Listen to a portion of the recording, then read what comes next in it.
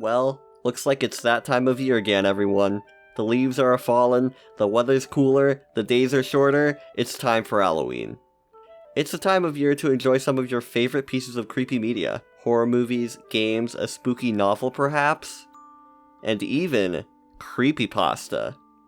Creepypasta is a dying art now, but they were all the rage in the early 2010s. Basically, just short horror stories written for the internet. And being around in the early 2010s meant there was going to be a My Little Pony version of it. My Little Pony. Creepypastas. Or the correct term for most of these, grimdark fanfictions. But the title, Remember My Little Pony Grimdark Fanfics, wouldn't be as catchy, so we're just gonna say creepypasta. And since that's such a catch-all definition, maybe throw in a few games, Tumblr blogs, whatever. Since it's Halloween, and undoubtedly there's gonna be a lot more people than ever who are nostalgic for old school brony stuff, I figured we should take a look back at these. Are these stories really as terrifying as they were back then? Or were we all just 9 years old? Let's find out.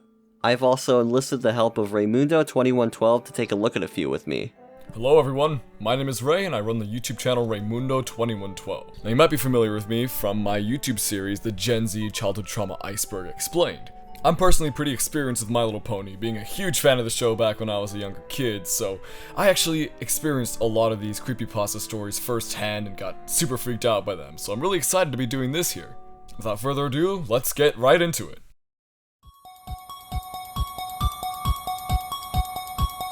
For a lot of these stories, this is going to be my first time ingesting them fully. I knew from brony cultural osmosis who Pinkamena was and what went down in the Rainbow Factory, but I never read any of the stories.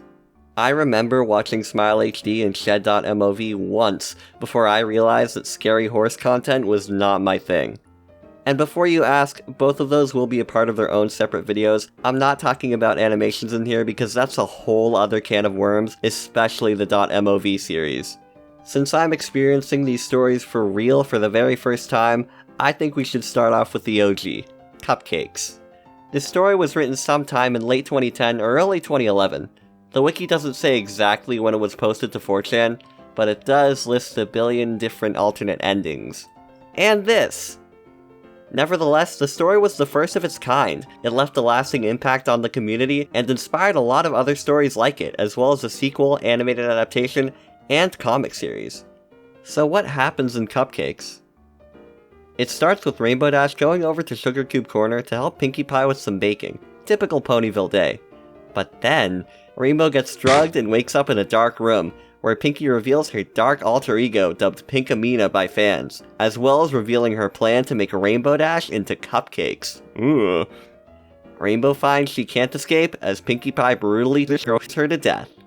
And that's it, that's the whole story. There's not much else to it than what I described. Most of it is just explaining to the reader how Rainbow Dash gets slap-chopped in excruciating detail. Once she gets strapped down, that's basically where the characters are for the rest of it. In a room. One of them screaming. This story is clearly written for shock value, like, oh my gosh, what if it was My Little Pony but blood? But I won't pretend that it doesn't have some fun ideas. I like the imagery that comes with Pinkie Pie's whole dungeon setup, and the fact that it's still Pinkie Pie doing these things. There is a switch in personality, but it's not like, depressed Pinkie Pie, emo Pinkie Pie. Okay, granted, most of the story it's dumb, but some parts are fun in like a Freddy Krueger, House of a Thousand Corpses kind of way, like the thing with the bagpipes.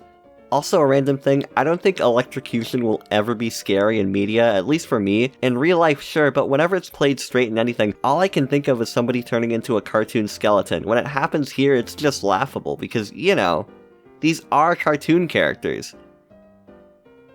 If you're into gore, I guess you'll get a lot out of it, but if you're into different types of horror or want something with more atmosphere or different kind of scares, I wouldn't really recommend.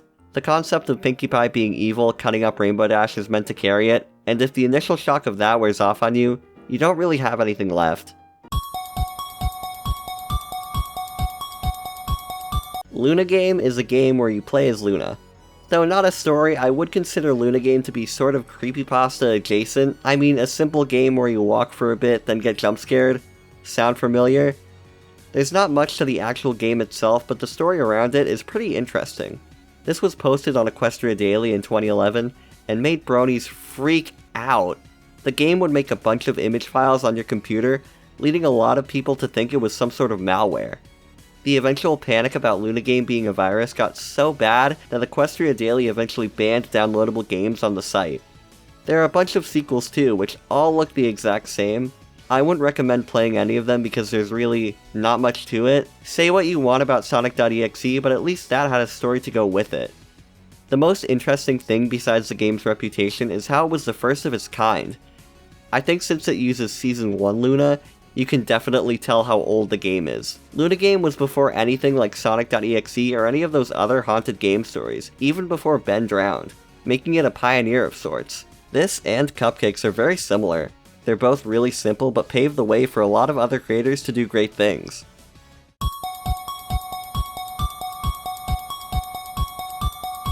Why I stopped watching My Little Pony. So, this one is a pretty unique My Little Pony creepypasta. It's in the lost episode format, but only kind of. The story is presented as an email that an upset mother is sending to Hasbro. It starts off pretty simple. The woman's just voicing some concerns she has with the show and mentions a strange vinyl figure that the woman's daughter found in a playground. This isn't your average toy though. This little Twilight sparkle toy has blacked out eyes, a missing wing, and a creepy twisted looking smile on its face. The little girl took the Twilight figure to her friend's house one night and, well, the story leaves that for you to decide. Something that I really appreciate about some stories is that they let you continue the story in your mind, which sometimes it's a lazy writing cliche, but sometimes it actually works. Often the stories you can come up with end up being a lot scarier than the actual sequel or, ending that the story would have. And there's something kind of cool about that. In total, Why I Stopped Watching My Little Pony is an interesting story. Not one of the best, but it's very unique in its own alternate reality way.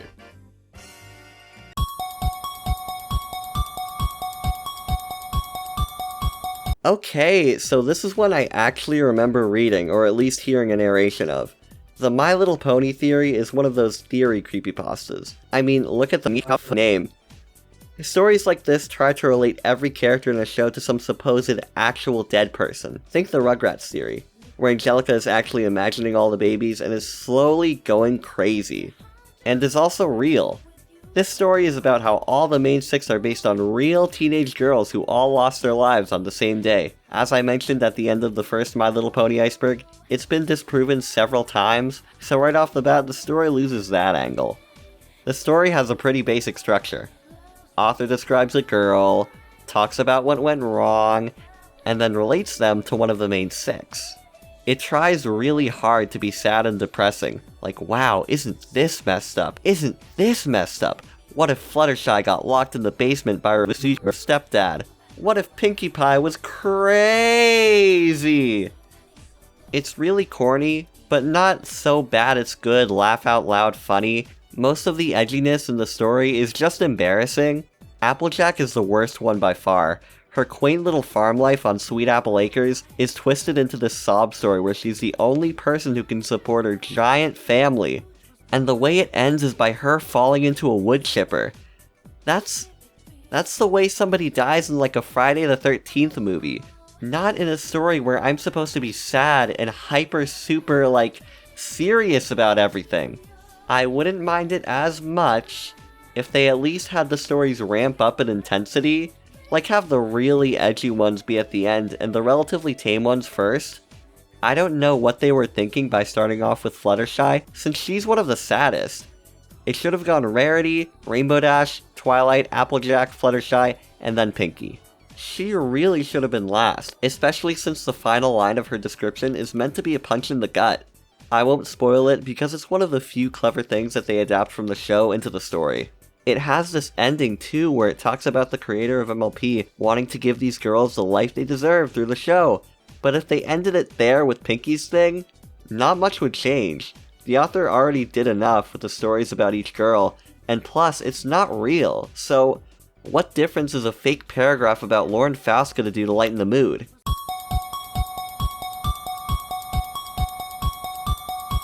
Now, for every Pinkie Pie, there's a Pinkamena, an evil fan-made version of every main 6 member, except Applejack. Little Miss Rarity is that, but for rarity. I'd never heard of this thing until I did the Iceberg series and people were suggesting it non-stop. So I did some research, and I covered it to the best of my ability, and I think the 3rd one? I don't know. Either way, I didn't look up too much about it because I thought I had all the information I needed. I mean, I kinda did, but you know. Lil Miss Rarity, not Little Miss Rarity, is a story told in the format of a Tumblr Ask blog. For those who don't know, people would run blogs where they'd use Tumblr's Ask feature and respond to it in character, usually in the form of a drawing or a comic. Ask Pinkamena, which inspired the Rarity one, is one example. The original Lil Miss Rarity blog is archived, but you do have to use the Wayback Machine to get the link to work. Plus, you can't easily read it from the beginning, just because of the way it's formatted. So in order to get the true Lil Miss Rarity experience, I had to look up a voiceover that was made a few years ago. I'm telling you all this because I can't actually go into too much detail about the contents of Lil Miss Rarity. I was shocked to find out that the blog isn't just, ooh, spooky evil rarity kills people. It's porn! As I mentioned in the 3rd Iceberg, it's about Rarity getting scratched by her cat. But not only does that push her over the edge, it makes her realize that she likes the pain. Ooh. So she keeps doing things like that to herself and maybe to other ponies? I don't know, there's a ton of lore and for some reason the story gets pretty crazy after a while, but at the end of the day, it's just a character that people remember. The version of Rarity portrayed here is still meant to be evil and messed up, but there's this very intentional messy angle to everything. There are even comics that aren't about Rarity being evil and crazy, but just about, you know, not that I'm judging. Speaking personally, as somebody who's a fan of the Hellraiser movies, a story with this type of subject matter and complex lore should be my thing, but unfortunately, there were more things that turned me off from Little Miss Rarity than things that turned me on.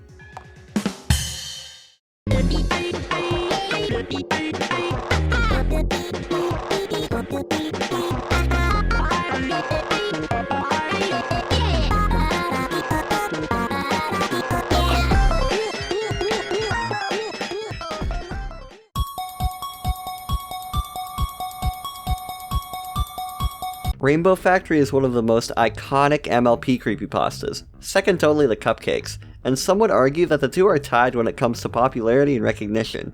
Rainbow Factory is based off a song by Wooden Toaster, and a pretty bangin' one at that. Like said song, the story focuses on the inner workings of Equestria's Rainbow Factory. Scootaloo and a few other Pegasus ponies get sent to work there after failing their flying test, and they soon learn that the Rainbow's Tale isn't quite as nice as the story they knew of Sugar and Spice. As it turns out, the rainbows are made by harvesting the raw colors from the bodies of Pegasi. And one of the leaders of this operation is none other than Rainbow Dash? Yeah, look who's evil now. The story is arguably the most well-written out of all of them. It actually feels like a proper narrative with a beginning, middle, and end. There's concepts that build off what was established in the show, like Celestia lending her job of the rainbows to Pegasi, and Rainbow Dash being hired at the factory because of the sonic rainboom. There are setups, payoffs, and distinct original characters that get introduced, like Aurora Dawn, Orion, and Dr. Acula. It genuinely has themes, and tries to say something about society. Anybody in Cloudsdale who fails their flying test gets ostracized from the rest of the city, exiled, and sent to die in a factory. It can be read in a lot of ways. Depending on how you see it, Rainbow Factory can be a commentary about a lot of awful things that have happened and still do happen in real life. It's a story about people who don't measure up to society's standards, and how they're treated as less than people for that, shunned and sent away to ultimately be forgotten. Obviously, it's not perfect. The two big reveals in the story don't really work, especially since Rainbow Dash in a lab coat and the big device that sucks the color out of people are two of the most recognizable pieces of iconography. Like when you say Rainbow Factory, those are the two things people think of. There is a part at the end where it kinda just evolves into what if Rainbow Dash was evil? but at least they give a good reason for it. The themes I just mentioned also aren't subtle, like, at all. They hammer in how much everybody hates Scootaloo and her two friends, and how worthless they are to Cloudsdale. How their only purpose is to be another cog in the machine. We get it! Yeah, I thought this was a good story. But if I'm gonna be reading a scary My Little Pony fanfiction, I don't want to be reminded of bad things that happen in real life.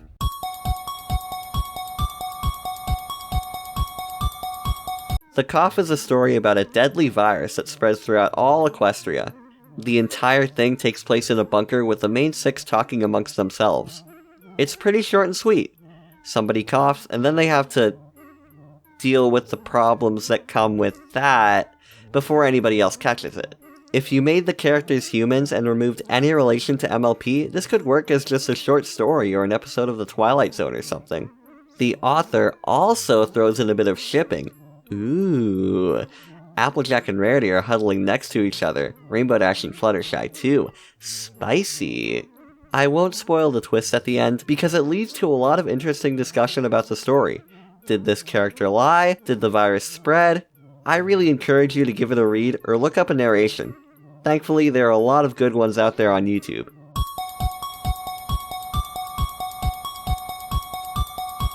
Alright, so this one's actually a video game one, which really advances the horror in a lot of ways. This game gives most of its story in text form, which is actually pretty show accurate, which drives up the immersion quite a lot. This game was made for a Creepypasta fan game contest, and it's easily better than stuff like the Luna games. The game is actually pretty impressive, and the attention to detail is very thorough, like the fact that the colors are within the restraints of the actual 8-bit color palette. But you might be wondering, what about the actual story? Well, to be honest, I feel as though the story is best experienced by playing the game. But without spoiling too much, I'll let you know a little bit about it. So basically it consists of Apple Bloom spending time with Twilight Sparkle and going over to the Everfree Forest, which, if you don't know, is something of mystery in the show and has always had a bit of a creepy aura to it. While in the forest, Apple Bloom, being a curious kid, ventures off into a nearby village of ponies with no cutie marks.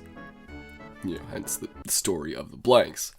From there, things go crazy, and I suggest that you check out this game if you're a fan of My Little Pony related creepy stuff, which, well, I mean, like, since you're watching this video right now, I'm assuming that you like that stuff, so go ahead and check it out.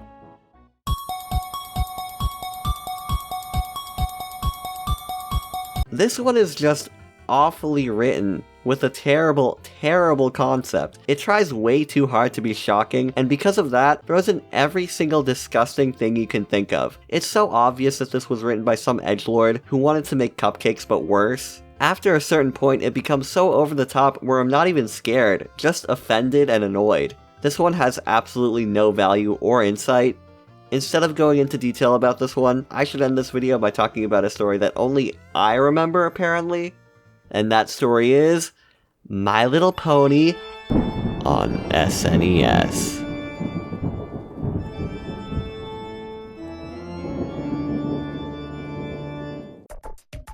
As I said in the intro, creepypastas have definitely fallen out of relevance since 2013. The definition of what is a creepypasta, even, is hard to pinpoint. Depending on the context and what online circle you happen to be in, the term could mean a lot of different things.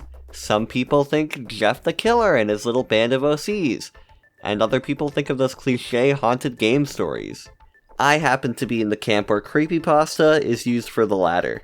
People always like to make fun of those stories. The main character finds a random old video game and puts it in only to find out their favorite character has hyper-realistic glowing eyes and blood, and the character looks into the camera and talks to them.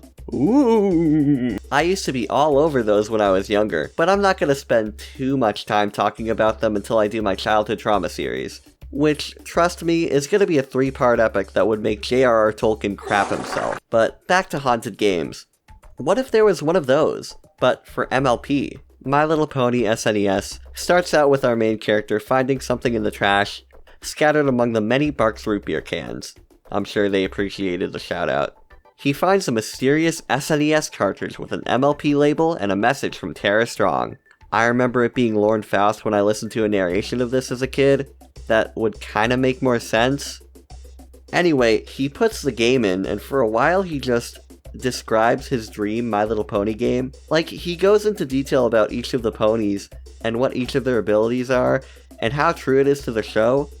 But then, the music starts playing backwards, and the level becomes cold and gray. One by one, the main six are pounded to a bloody pulp. Then Twilight reveals that she was the one behind it all. She looks to the camera and gives the main character a lecture about... Oh wait, this comes out of nowhere, like... I'm only merely doing what you've been doing this whole entire time. I'm using my friends as a means of escaping my current life. You've grown bored of your own life in the same way I have mine. It's time to move on. Your own life is empty, as was mine. You turned elsewhere to keep yourself entertained. You needed a purpose. I found mine, but it seems as if you still need to find yours. Okay, mood. Twilight basically calls this guy a NEET, and then he gets jump scared by a hyper-realistic Twilight with, you guessed it, red glowing eyes. If that wasn't enough cliches for you, he has a nightmare about the game, and then it shows up at his mom's house? Yeah, look out, Mom, Twilight's coming for you. Okay, I guess this goes to show, things that were scary to us as kids don't always hold up. This story didn't keep me up at night, but I did get a little unnerved, especially by the jump scare part. I remember because of stories like this, I grew an irrational fear of suddenly getting jump scared by any big screen in my room that was turned off, like a TV, computer. Now that I'm older, I can say that the stories that stick with me the most are the ones that make me identify with the characters and feel the same sense of dread that they do. That's what makes good horror in my opinion, not just gore for gore's sake or a creepy face and backwards music. I hope you enjoyed looking at these stories with us. I would really recommend you check out Ray's Gen Z Childhood Trauma Iceberg series if you haven't already, as well as his other videos like the Nostalgic Dread of Liminal Spaces. I know for a fact there's a few stories that people have suggested that I just wasn't able to put in, so leave some of those in the comments, and I might make this into a series in the future. As always, don't forget to subscribe and give this video a like if you enjoyed it. Click on that little notification bell so that you don't miss out on any new videos or live streams. Shout out to my Yak tier supporters on Patreon. Marshmallow, Zeflo, and Goose Nerd, and Booth Taste. If you want to support me on Patreon, click the link in the description or go to patreon.com/shunks. I can't think of a better outro, so until next time, goodbye.